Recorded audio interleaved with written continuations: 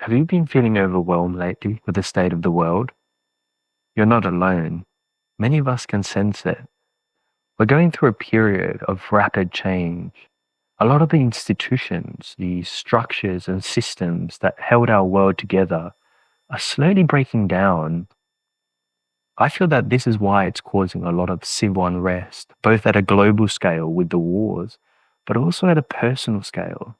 I see more and more mistrust in our institutions, from science and the scientific replication crisis that is currently going on, all the way now to technology and education, where we feel uncertain about our future, about our roles in society, our jobs. If AI can do all this stuff better than us, then where do we fit in? What is our place in the world? Many of us feel that sense of disconnection because of this from our deeper self, a loss of soul, of purpose, of place, and it causes a lot of uncertainty around us. I would say we're experiencing what you could call a collective existential crisis. In spiritual alchemy, they have different stages, and one of them is called nigredo. It is a period of darkening, a burning, a breaking down that is necessary to allow new growth through and experience transformation. But for that to happen, you need to remove what's already there.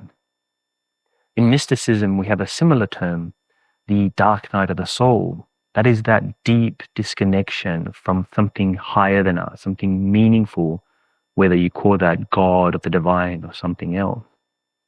So then the question becomes, how do we find our path among all this chaos? Where do we look? What do we do?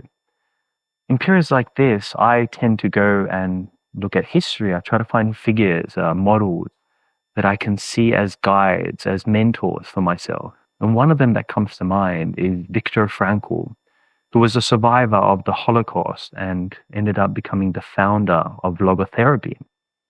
He wrote books. You might have heard of some. One of them is called The Man's Search for Meaning, or Saying Yes to Life in Spite of Everything. One of the things he taught is that the last of our human freedoms is to choose our attitude to any given circumstance, to choose our own way. I found that very inspiring because he managed to walk this path, not just talk about it. He survived one of the most unimaginable circumstances that I can think of. And he found a way to do that by turning his pain into power. We must do the same. To find sanity, to ground ourselves in these times, we must listen to our soul's calling. Find what your soul yearns to give back to the world, to make the world a better place. It needs to be something that we actualize within ourselves. I once heard it called, your calling is calling you. And it calls you through different forms, through different shapes, in different ways. Your inner purpose is your anchor in this storm. And you need to find a way to tune into it. So how do we do that? We have to start listening to our longing, to our pain points, to our passions, our dreams. You need to look out for signs, for synchronicities. There's many subtle ways that the soul guides us, but it's not a very clear and straightforward language. It speaks in symbols. It speaks in bright brain moments, I call them. But don't give in to that despair. Don't give in to that numbness.